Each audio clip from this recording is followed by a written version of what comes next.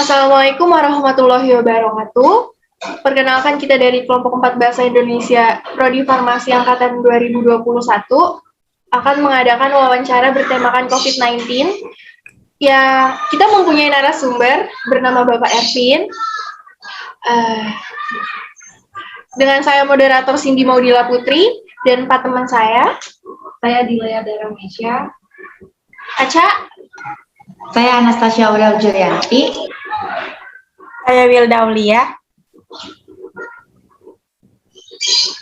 Saya Maria Stevi Noviana. Aca bisa tolong bacain materinya?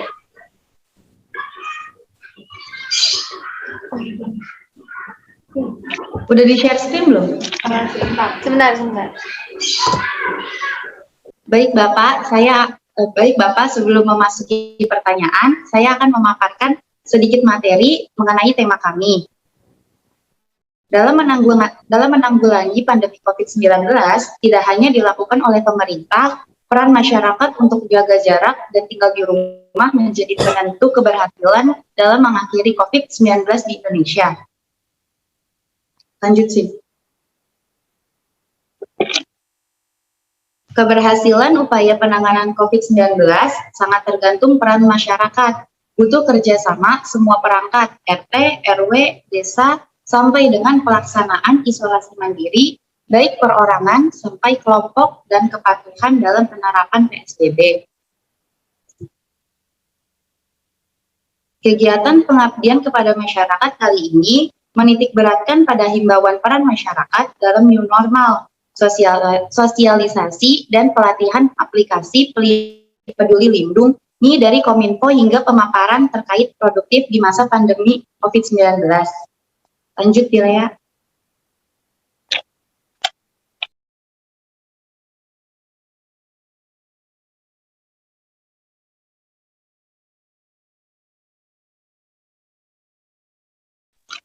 Dilea, lanjut.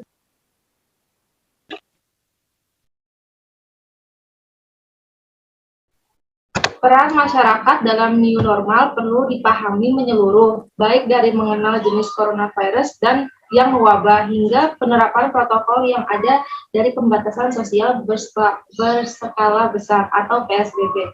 Semua masyarakat perlu memahami pentingnya aplikasi Peduli Lindungi dari Kominfo, juga cara menginstalasi hingga menggunakannya, serta tidak adanya keterbatasan untuk tetap produktif di masa pandemi COVID-19 adalah hal utama jika ingin melanjutkan kehidupan diiringi protokol yang ada. Agar ada kesadaran masyarakat dan mereka mengerti bahayanya COVID-19, kata dia, perlu dilakukan sosialisasi secara terus-menerus di seluruh daerah. Kemudian juga edukasi publik agar membudayakan pola hidup bersih. Mengenai sejumlah daerah yang melalui melakukan karantina wilayah, ia mengatakan pentingnya komunikasi publik secara baik.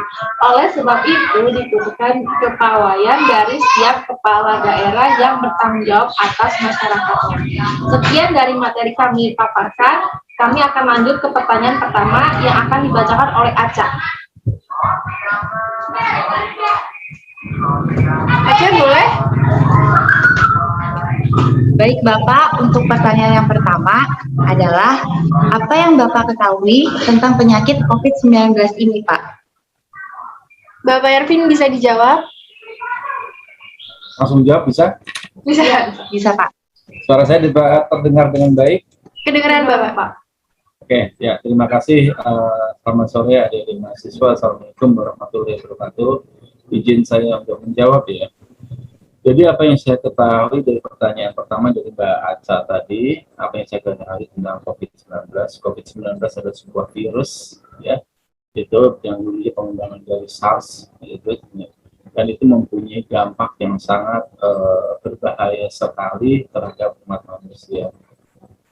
COVID-19 hanya berpengaruh terhadap antar sesama manusia, tapi dampaknya sangat mematikan. Yang berbahayanya itu karena dia prosesnya penularannya yang sangat cepat, kemudian dampaknya bisa menimbulkan kematian. Dan kemudian virus ini pun hingga saat ini masih belum secara 100% ada obat atau antivirus yang bisa menangani secara sempurna. Jadi masih dalam proses untuk perbaikan dan menjadi lebih baik lagi. Adapun antivirus yang kita dapatkan saat ini itu seperti Sinovac, kalau tidak salah itu pun nilai persentase di antara 60%. Tapi itu sudah alhamdulillah itu sudah jauh lebih baik. Ya setidaknya kalau anggap kita pada saat musim hujan kita sudah pakai payung, kepalanya nggak kena hujan, kaki, jempol, dengkul bisa kena hujan, tapi kepala, pundak kita nggak kena hujan. Minimal itu semoga bisa menolong dan menyelamatkan kita. Dan untuk meminimalisasi baik korban atau orang yang terkena dari COVID-19 ini, kalau menurut saya itu dimulai dari behavior atau perilaku. Bukan hanya karena adanya virus, antivirusnya saja, tapi antivirus, tapi kalau perilaku atau behaviornya kita tidak berubah dengan kenormalan baru, masih suka ngumpul-ngumpul, tidak pakai masker. Nah, Mbak Cindy sama Mbak Delia itu nggak pakai masker di situ, ya. Nah, itu ngumpulin deket-deketan. Nah, itu sudah cuci tangan atau belum? Ya, minimal dilakukan 3M, jadi atau 5M ya sekarang, dan itu masalah behavior, masalah perilaku, dan itu yang harus menjadi sebuah kebiasaan perilaku baru. Karena yang namanya vaksin itu hanya alat untuk kita menambah daya tahan dan imunitas, tapi kalau daya kita sendiri perilakunya tidak mau berubah, ya tidak akan selesai juga masalah ini. Kurang lebih yang saya ketahui seperti itu. Pertanyaan selanjutnya, Ana, boleh? Baik, untuk pertanyaan selanjutnya, seperti yang sudah kita ketahui, cara menanggulangi pandemi COVID-19 itu salah satunya adalah jaga jarak dan tinggal di rumah. Apakah kedua cara tersebut efektif dalam menanggulangi penyakit ini? Karena seperti yang kita tahu juga bahwa Indonesia memiliki kasta kehidupan yang sangat keras. Silakan Bapak Ervin. Efisiensi iya, tapi efektif ya tidak efektif 100%. Tapi kalau untuk ukurannya efisien ya emang iya, ya karena mengurangi biaya operasional dan tidak harus mengeluarkan banyak sekali biaya. Tapi kalau efektif, ya tadi itu masih belum bisa dikatakan 100% sempurna. Tapi ini sudah jauh lebih bagus. Balik lagi seperti vaksin atau antivirusnya itu hanya enabler, itu hanya alat bantu saja. Yang lebih menentukan apakah kita akan menolong diri kita sendiri, akan menolong lingkungan kita, itu dari perilaku kita sendiri. Termasuk perilaku di dalamnya itu tadi jaga jarak, pakai masker, cuci tangan, tidak berkerumun, dan lain sebagainya. Itu semua masuk di ranah behavior, masalah perilaku kita. Jadi kalau ditanya apakah sudah efektif, ya masih kita berproses ya. Karena kalau efektif kan harus tembak jadi 100% jadi. Tapi kalau efisien, ya sudah cukup lebih bagus lah di situ. Ya, kurang lebih seperti itu Mbak Maria. Baik Pak, terima kasih. Untuk pertanyaan selanjutnya, Wilda, silakan. Baik, untuk pertanyaan selanjutnya, apa positif dan negatif yang diterima oleh masyarakat melalui kedua cara penanggulangan tersebut? Mohon Bapak. Positifnya dari apa yang dengan cara ya, sekarang bicara dengan cara tadi, pola caranya ya, tadi memang bisa dulu masker dan jaga jarak ya, nggak salah ya, masker dan jaga jarak ya. Benar Pak. Benar ya. Oke. Ya. Kita akan dipaksa untuk berperilaku sehat di situ ya. Dengan bermasker sebetulnya itu bukan hanya kita terhindar dari COVID saja, tapi kita juga muka kita, hidung kita, pernafasan kita itu jadi jauh lebih sehat dan jadi lebih baik ya. Terus juga dengan jaga jarak itu pun juga sama itu akan memberikan pengaruh positif yang bagus sekali, di mana di situ kita pun akan berperilaku yang lebih baik. Kita activity kita itu benar-benar kita lakukan untuk sesuatu yang benar-benar perlu, benar-benar penting. Jadi jangan sampai ada activity kita itu yang kita lakukan untuk sesuatu hal yang tidak penting dan nggak perlu, dan dampaknya juga nggak penting sama sekali. Nah, bagaimana dengan negatifnya? Kalau menurut saya tidak ada negatifnya ya. Apa yang konsep dari pakai masker dan jaga jarak ya, itu bagus banget ya. Justru itu yang harus selalu diteruskan oleh kita. Balik lagi, ini masalah perilaku, dan perilaku itu tidak bisa kalau kita mau menuntut orang lain. Perilaku itu bisa dimulai dari diri kita sendiri, dari lingkungan yang terdekat, lingkungan yang terkecil, dan saling mengingatkan antara satu dengan yang lainnya. Ya, jadi kurang lebih seperti itu Mbak Dinda. Baik, terima kasih Bapak jawabannya. Pertanyaan selanjutnya akan kembali dibaca oleh Ana. Silakan Ana. Baik. Untuk pertanyaannya, karena adanya pro kontra mengenai cara penanggulangan COVID-19, akhirnya pemerintah mengeluarkan protokol yang terbaru, yaitu dengan apakah perbedaan dengan penanggulangan pertama yang isinya itu jaga jarak dan tinggal di rumah dengan new normal? Terima kasih. Silakan Bapak Ervin menjawab. Oke, terima kasih ya.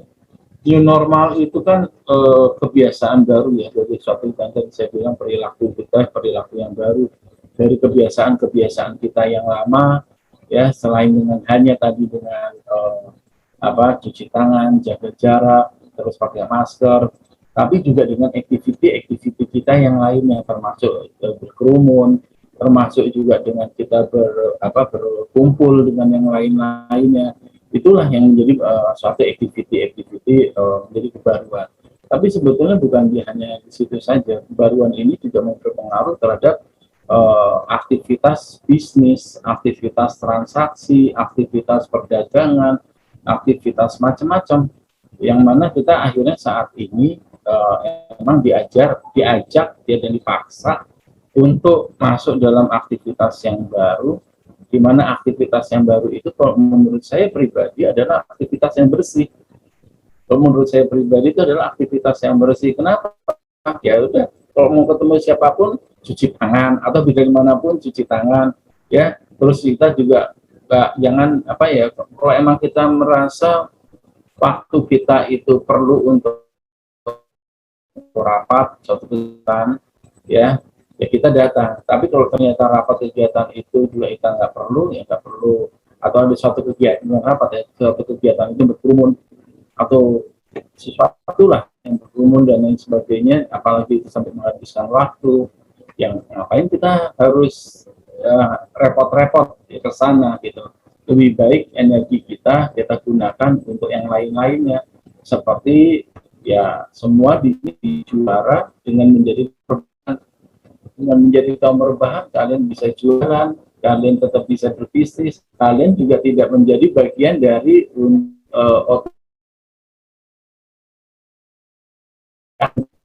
kalian visi, tapi datang ketemu saya yang sudah ya rambut kiri kanannya udah berubah seperti gini, kesenggol klenger kita.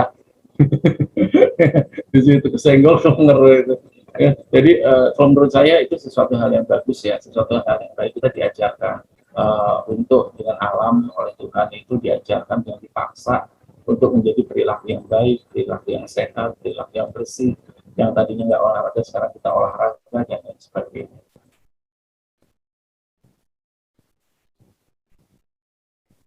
Baik Bapak, terima kasih untuk jawabannya. Pertanyaan selanjutnya akan dilanjutkan oleh Cindy. Silakan Cindy. Sebelumnya apakah suara saya terdengar, Bapak?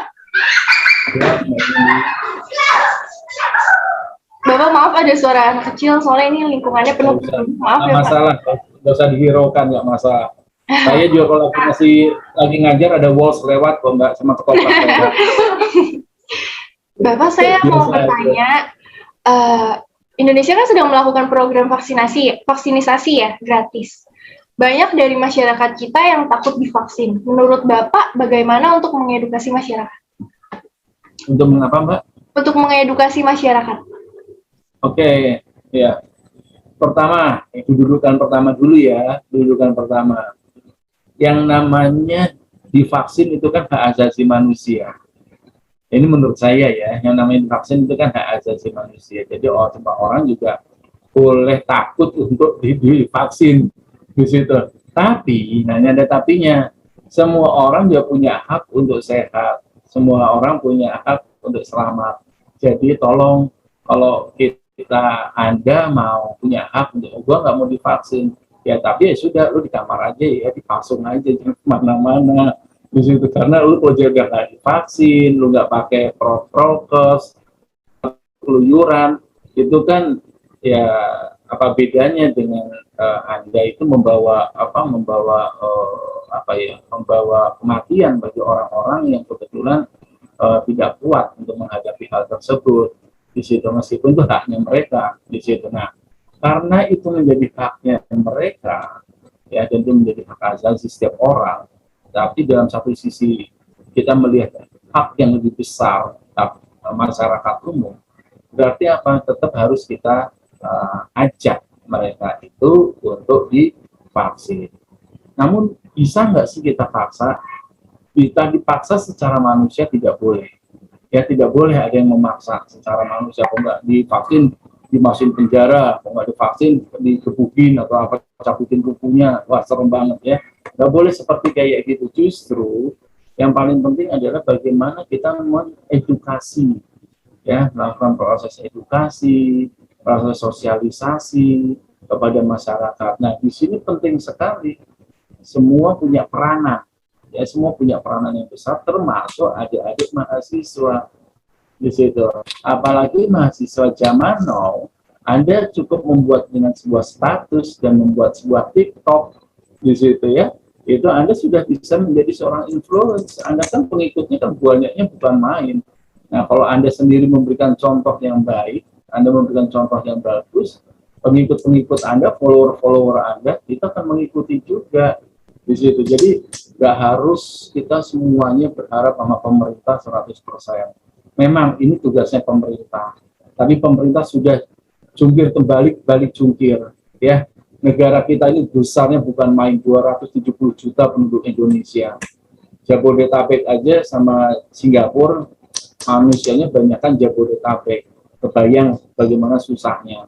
Dan disinilah peran dari kita, khususnya kita semua, saya secara pribadi, Anda sebagai mahasiswa, Anda sebagai anak muda, disinilah Anda mempunyai peran yang besar dengan jempol Anda, ya, dengan TikTok-nya Anda, dengan Instagram-nya Anda, dengan WA Live-nya Anda, ya, ayo diajak, tapi jangan maksa.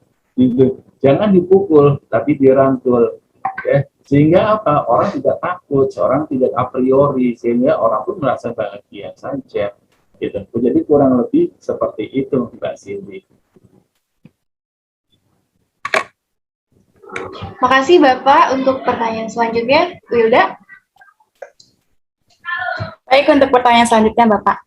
Tetap tinggal di rumah, itu kan merupakan salah satu upaya dalam mengakhiri pandemi COVID-19 ini. Ya. Lalu bagaimana untuk para pedagang lainnya yang berusaha untuk mencari mata pencaharian selain di bidang makanan? Karena di bidang makanan masih bisa online ya Pak. Ya. Nah, tapi untuk seperti bengkel, penjual alat elektronik itu bagaimana Pak? Mohon dijawab Bapak. Ya, terima kasih Mbak. Ini seperti kemarin saya memberikan seminar, membuka seminar untuk komunitas saya, dokter-dokter di Sumatera Selatan. Saya hanya mengingatkan, barangkali Anda pasti tidak tahu, tapi orang tua Anda barangkali tahu, karena orang tua Anda seusia dengan saya. Itu tahun 80-an itu ada lagu Madu dan Racun. Ya, madu di tangan kananmu, racun di tangan kirimu, aku tak tahu mana yang akan kau berikan padaku. Dalam satu sisi, pemerintah memaksa kita untuk kita di rumah. Tapi dalam satu sisi, 2-3 hari perut ini lapar. Kalau yang punya pekerjaan formal, barangkali itu nggak menjadi masalah. Setiap bulan, tanggal 25, tanggal 30, tanggal 1, tanggal 5, rekeningnya terisi. Tapi kalau yang dia bekerja dalam pekerjaan yang informal, dan khususnya seperti tadi yang disampaikan oleh Mbak Winda, itu sudah tentu. Itu pasti akan sangat berpengaruh sekali. Ya, itu berpengaruh sangat besar sekali. Saya sendiri banyak bertanya dan banyak berteman dengan para rekan-rekan saya pengusaha dan pengarah pedagang. Mereka drop habis-habisan. Bukan hanya turunnya 10%, tapi bisa sampai 70%. Dan itu bukan hanya bisnis saya saja yang drop, tapi juga karyawannya sampai harus di PHK. Dan dampaknya sangat besar sekali. Nah, ini kan seperti buah si malakama. Kalau kita lepas, maka COVID nggak selesai-selesai. Jadi gimana caranya nih supaya ekonomi dalam satu sisi bisa tetap tumbuh? Kalau menurut saya salah satu cara, selain tetap kita menjaga prokes dengan ketat dan juga dengan sangat kuat sekali, dan saling kita menginfluence teman-teman kita yang lainnya untuk saling mengingatkan. Selanjutnya, salah satu kunci adalah emang harus vaksin. Itu harus vaksin. Karena dengan vaksin itu kurang lebih kita di 60% lah badan lu sudah terlindungi. Ya, jadi minimal kalau hujan-hujan kalau pakai payung emang kepala seluruh tubuh kita akan terselamatkan, tapi tidaknya kepala badan masih aman. Jadi nggak perlu sampai masuk angin. Nah, jadi gimana caranya sih? Ya, harus itu kita lakukan, suka nggak suka, mau nggak mau emang harus kita vaksin, dan kita juga harus menjaga prokes yang sangat ketat sekali. Dan alhamdulillah kalau saya ikut sedikit mengamati ya, karena saya bukan pakar di bidang tersebut, tapi saya ikut sedikit mengamati adalah kondisi sekarang sudah stabil dan sudah menjadi lebih baik. Nah, tapi ini justru titik yang berbahaya. Ya, hati-hati, takutnya kena kondisi sindrom tapal kuda. Tapal kuda itu nggak tinggi sekali ya, pas sudah tinggi tuh orang ketakutannya bukan main. Bulan Juli kemarin tuh ada 3 sahabat saya meninggal dunia, dan mereka usianya tuh masih di bawah saya semua, ya. Nah, pas sudah pada saat orang tinggi itu orang biasa sangat takut, dan mereka sangat pegang prokesnya luar biasa. Tapi seperti kondisi teman-teman pernah ini ya memilih per di per itu kalau dipilin terus, itu kalau makin dipilin, dilepas itu nanti dia lompatnya makin kencang. Nah, ini kondisinya saat ini emang turun, tapi kalau tidak diedukasi dengan baik, yang terjadi apa? Nanti justru naik.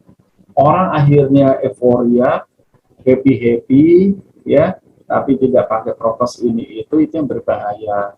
Jadi tetap harus kita balik lagi manajemen kontrol pada diri kita sendiri, gitu, ya. Karena kalau enggak, ya nanti akan kembali lagi kita kena tsunami yang ke-1, ke-2, ke-3 dan nggak selesai-selesai.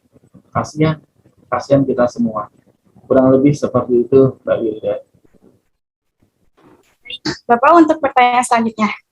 Apa kesan Bapak tersendiri mengenai cara penanggulangan dan protokol kesehatan yang diberikan oleh pemerintah? Silakan, Bapak. Cara protokol kesehatan yang dilakukan oleh pemerintah itu seperti sebetulnya saat ini tuh seperti orang, ya emang orang lagi nggak mau, ya tapi dipaksa. Tapi ya orang atau kita lagi masih pengen tidur tapi disuruh lari di situ, ya pasti nggak enak, pasti nggak nyaman. Ya lagi enak-enaknya tidur, lagi rebahan, lagi jadi kaum rebahan tiba-tiba suruh lari, itu pasti nggak enak. Tapi ya ini salah satu cara yang dilakukan untuk meminimalisasi korban yang lebih banyak. Ya, apakah ada cara lain? Masih ada cara lain. Maka di sini kita harus evaluasi lagi. Makanya kita harus lakukan out of the box thinking. Bicara ini apalagi kita lakukan cara apalagi dengan cara bagaimana lagi. Memang cara yang dilakukan pemerintah di sini barangkali belum 100% sempurna. Dan saya pun sangat mengetahui sekali pro dan kontra itu banyaknya bukan main. Ya, pro dan kontra itu banyaknya bukan sangat banyak sekali. Dan yang tidak percaya bisa jadi pun jumlah 50% dibandingin dengan jumlah yang percaya. Ya, tapi kalau dari saya sendiri, ya sederhana aja ya. Kalau dari saya, kalau misalkan saya datang ke sebuah toko, saya beli makanan atau minuman, di situ sudah ada ingredientsnya aman dan halal, ya saya beli di situ. Kalau tiba-tiba saya kelengah, ya itu urusan yang pabriknya. Tapi kalau nggak saya beli, saya tidak jadi kelengah. Jadi memang harus dilakukan. Ya, jadi masalah setuju atau tidak setuju itu sangat relatif sekali, ya pro dan kontra. Tapi apa yang sudah dilakukan pemerintah, untuk saya barangkali itu pun juga masih belum 100% sempurna. Justru dari kita lah di sini yang harus mengisi kekosongan tersebut untuk membantu, sama-sama saling membantu menjadikan hal tersebut menjadi sempurna. Jadi kurang lebih seperti itu. Baik, terima kasih Bapak atas jawabannya. Untuk pertanyaan selanjutnya akan dibacakan oleh Aca. Silakan Aca. Baik, terima kasih. Dan untuk pertanyaan selanjutnya adalah, Bapak, apakah penting masyarakat mengetahui jenis virus corona seperti yang dijelaskan di dalam televisi? Jika penting, tolong bisa dijelaskan, Pak. Silakan Bapak menjawab. Oke. Masyarakat itu banyak sekali. Masih virus Manchester United lah. Nanti ada virus jenis Delta, ada virus jenis apa lagi, Real Madrid kali keluar juga, Persib Bandung kali ikut-ikutan keluar virusnya atau apalah jenis macam-macam virus. Apakah dengan semakin banyak itu masyarakat pun itu juga akan menjadi lebih paham dan lebih jelas? Bisa iya, bisa enggak. Ya, apakah harus dijelaskan semuanya sampai detail? Ya bisa iya, bisa enggak juga. Kalau dari saya pribadi ya, masyarakat semakin banyak diberitahu untuk hal-hal yang sampai detail. Apakah jenis-jenis virusnya ini itu, bisa jadi bukannya mereka akan menjadi semakin takut, ya, malah bisa mereka semakin cuek atau bodoh amat lah, udah sering lah virus ini virus itu, nggak ngaruh sama sekali. Jadi apa yang perlu dilakukan adalah, kalau menurut saya adalah terus dilakukan sosialisasi, diajak masyarakat dan diingatkan terus menerus. Cukup hanya sebutkan aja virus COVID-19, mau anak turunannya macam-macam, cukup kasih aja contoh-contoh tipis-tipis, ya. Tapi lebih baik gimana kita lebih banyak, kalau gaya saya pribadi, saya itu aliran yang tidak fokus pada kekurangan. Saya lebih baik fokus pada kelebihan. Jadi kalau terhadap hal yang negatif saya kurang betul fokus ke sana. Jadi saya lebih suka fokus pada apa yang positif yang bisa kita berikan pengaruh-pengaruh yang baik. Jadi ya kita edukasi lagi, sosialisasi lagi, cerita lagi. Kalau perlu dibikin storytelling, kalau perlu dibikin cerita tentang kancil dan buaya, ya kalau perlu dibikin cerita-cerita seperti apa bawang merah, bawang putih. Ya meskipun ceritanya kesannya katrok, tapi cerita-cerita legend kayak gitu itu sangat sangat mengedukasi sekali di situ dan sangat memberikan pengaruh sangat besar sekali. Dan kalau perlu ya, nggak ada salahnya kalau di luar negeri sana ada event. Nah, di sini juga kita buat tokoh apa di situ sebagai tokoh yang membuat imajinasi, membuat inspirasi, ya di situ membuat tokoh yang membuat energi positif keluar. Nah, Mbak di sini punya ide untuk 28 Oktober nanti. Nah, di sini punya apa, konsep apa, ide apa, buat tokoh apa, buat gerakan apa di situ sehingga ada ikonik yang lebih menarik dan di situ bikin cerita dan bentuk story, ya. Apalagi di sini tentang dalam mata kuliah bahasa Indonesia ya, betul ya. Nah, sedikit cerita sampai detik ini saya itu bukannya tidak hafal, tapi ingat bagaimana cerita kancil dan buaya, bagaimana cerita kancil dengan Pak Tani, gitu ya. Bagaimana cerita tentang Malin Kundang, bagaimana cerita tentang Tangkuban Perahu, dan banyak sekali cerita-cerita. Itu adalah bentuk storytelling, ya. Dan storytellingnya itu pasti punya makna, punya meaning di dalamnya yang bisa kita sampaikan. Ada pesan-pesan yang disampaikan.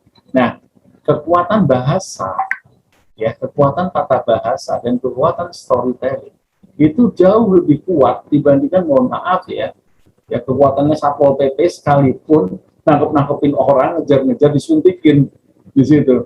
Jadi dalam kekuatan literasi, kekuatan tata bahasa, kekuatan imajinasi itu lebih kuat sekali, akan memberikan pengaruh kepada perilaku seseorang di situ. Jadi saran saya kepada teman-teman di sini, ayo buatlah sebuah cerita, buatlah sebuah narasi, buatlah sebuah apa sih, ini bisa memberikan manfaat yang besar bagi banyak orang.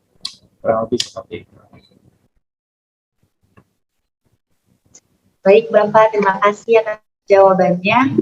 Untuk pertanyaan selanjutnya, Direa, silakan. Saya izin bertanya ya Pak.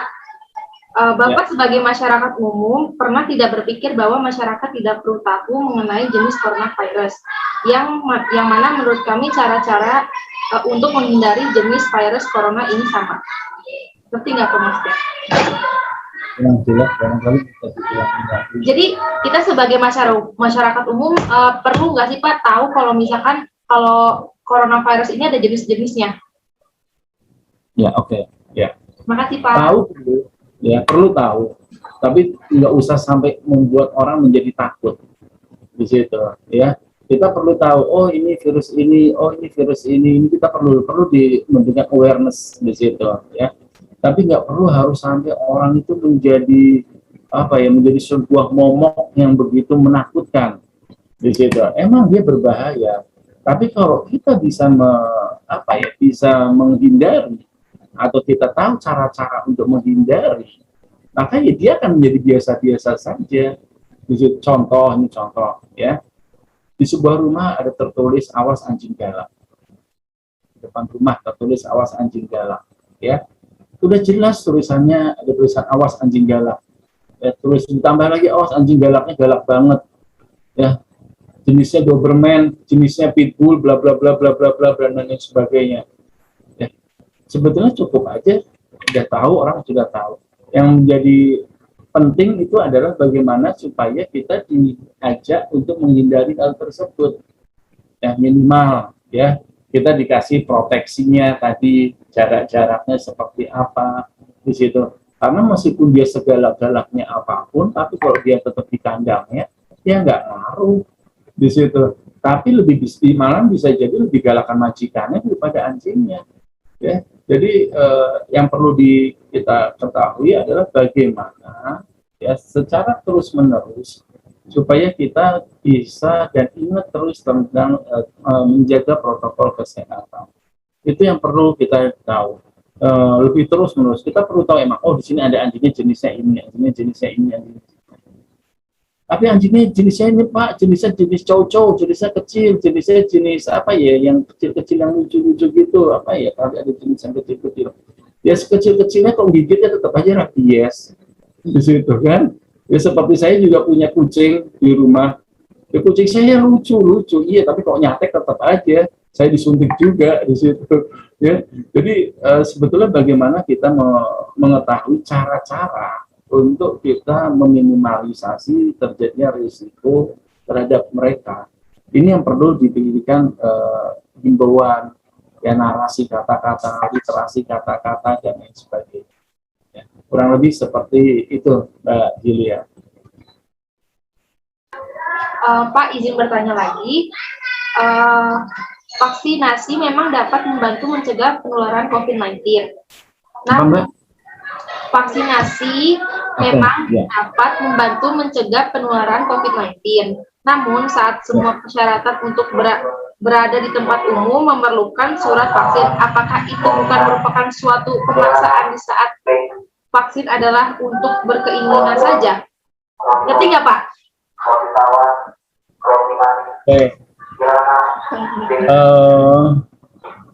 vaksinasi emang seperti saya sampaikan, itu bukan menjadi obat yang 100% mujarab ya. Bukan apa ya, obat dewa, sim, salatin, jebret, atau lu udah vaksin, lu bisa cekekekan, jungkir balik ke sana dan kemari. Tidak, tapi tetap kita harus jaga prokes. Nah, bagaimana dengan setelah vaksin, terus kita mendapatkan surat, ya, mendapatkan surat. Itu sebetulnya sederhana aja, Mbak. Saya yakin semua di antara mbak-mbak ini sudah pada bisa lanjutin dikit. Jadi sertifikat vaksin itu, ini menurut saya, itu seperti halnya orang punya SIM, ya, boleh aja sih Anda juga kebal nggak apa-apa, tapi ketika Anda mau ketemu dengan orang lain ya harus pakai, gitu. Dan bukti, alat bukti bahwa Anda sudah itu adalah sertifikat, kurang lebih seperti itu.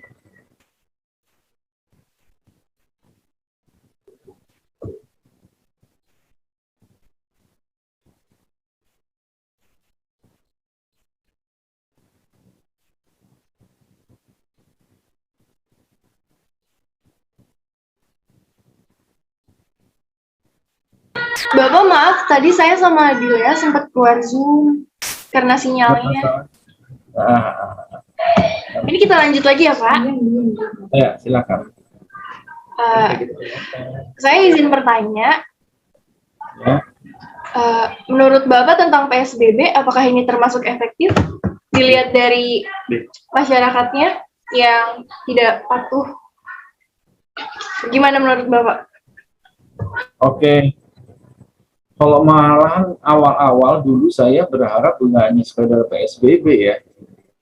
Kalau saya dulu malah berharap di awal langsung lockdown. Isi jepret, langsung lockdown. Ya, langsung kunci semuanya di situ, sehingga orang benar-benar di rumah, bukan hanya lockdown di rumah, lockdown daerah, tapi lockdown negara di situ. Cuma kalau itu dilakukan, ingat balik lagi, jumlah penduduk Indonesia di sini banyaknya bukan main. Tidak semuanya pemerintah tidak bisa untuk mengcover itu semua. Ya, jadi hanya beberapa saja yang masih bisa tercover oleh pemerintah. Sektor-sektor informal itu hal-hal tertentu barangkali tidak tercover. Nah, bagaimana dan pertanyaan tadi PSBB itu efektif nggak? Ya ini untuk kondisi Indonesia saat ini bisa dikatakan inilah yang terbaik, meskipun kok untuk saya pribadi seperti saya sampaikan, saya berharap sejak awal langsung di lockdown, jebret di situ. Tapi kan ya kita negara belum kuat untuk membiayai di situ ya. Jadi istilahnya itu PSBB itu adalah lockdown dengan paket murah lah ya. Nah, lockdown tapi paket murah atau lockdown paket hemat di situ. Jadi pemerintah nggak harus 100% membiayai, tapi dari kita sendiri yang saling membantu dan saling menjaga satu dengan yang lainnya agar kita selamat. Tapi kalau ini sudah yang terbaik yang bisa kita lakukan. Bapak izin bertanya lagi, ini pertanyaan saya buat yang terakhir. Bagaimana tanggapan Bapak mengenai tingkah masyarakat yang bertingkah berlebihan apabila terhadap tetangganya yang terpapar COVID-19? Misalnya ada tetangga yang terpapar coronavirus terus diusir, yang harusnya dirangkul, itu menurut Bapak gimana? Ya, oke. Semua orang takut ya terhadap virus ini. Tapi kalau udah sampai lebay, itu kayaknya nggak pas ya, kayaknya nggak pantas. Peran dari manusia, peran dasar manusia itu adalah memberikan kehidupan bagi sesama umat manusia, memberikan kehormatan, memberikan kelayakan bagi sesama umat manusia. Jadi kalau kita tahu bahwa tetangga kita emang ada yang seperti itu, apa yang bisa kita lakukan? Kalau tidak bisa kita tolong mereka, ya setidaknya kita ganggu mereka atau kita bisa menjaga, ya. Tapi kita harus mempersekusi mereka, ya, membuli mereka, mempermalukan mereka sampai macam-macam mereka, jangan. Karena apa? Tidak ada seorang pun di muka bumi ini yang berkeinginan untuk sakit. Itu nggak ada di situ ya. Yang salah barangkali perilakunya, tapi bisa juga perilakunya mereka baik-baik aja.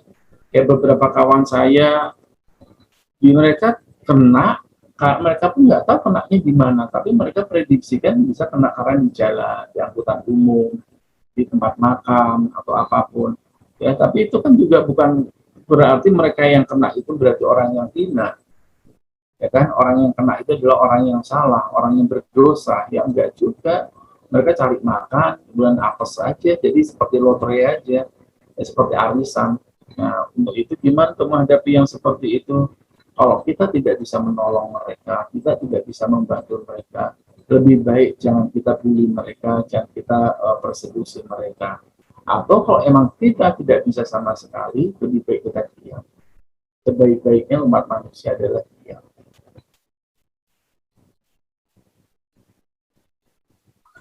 Terima kasih Bapak untuk jawabannya. Aceh boleh nanya lagi? Ya, Baik. Bapak, suara saya terdengar? jelas Mbak. Soalnya hujan. Oke. Selanjutnya, seperti yang kita tahu, ada beberapa masyarakat yang tidak percaya dengan adanya COVID-19 ini. Tapi menurut Bapak, apakah Bapak percaya dengan COVID-19 ini?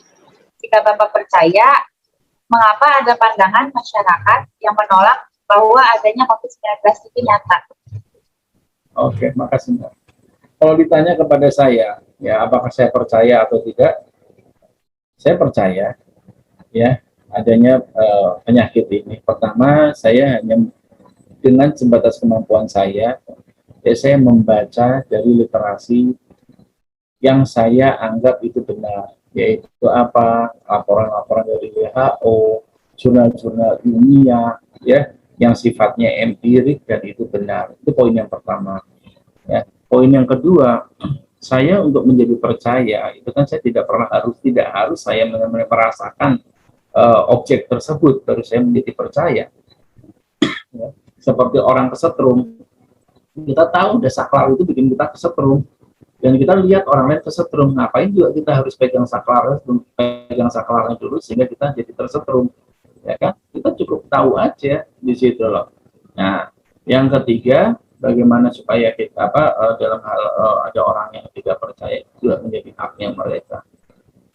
Haknya mereka kok lebih percaya, lebih takut dengan COVID, mereka lebih takut sama pocong dibandingkan takut sama COVID.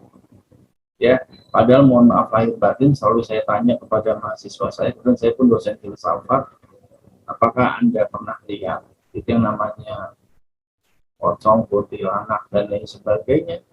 Tidak ada satupun yang pernah menyatakan dia pernah lihat secara langsung. Apakah itu makhluk yang empirik yang bisa dibuktikan dengan kasat mata? Itu pun tidak bisa secara empirik dibuktikan dengan kasat mata. Tapi kenapa Anda lebih percaya? Ya karena nenek moyang sejak zaman dahulu seperti ini gitu. Apakah ada yang pernah mati itu tercekek oleh makhluk-makhluk itu? Secara data jurnal tidak ada yang menunjukkan itu ada yang bisa terjadi seperti kayak gitu. Tapi orang lebih percaya ke sana.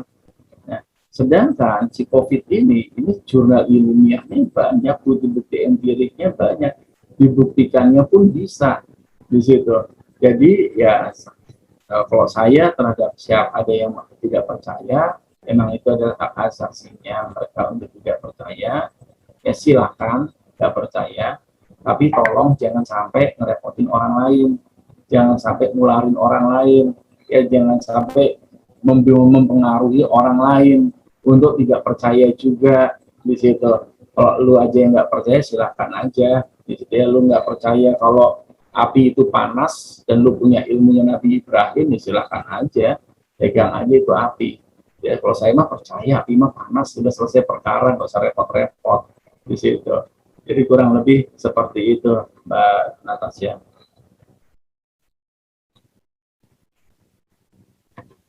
Baik Bapak, terima kasih atas jawabannya. Untuk pertanyaan selanjutnya, Dilea silakan. Bapak izin bertanya ya. Ya, enggak.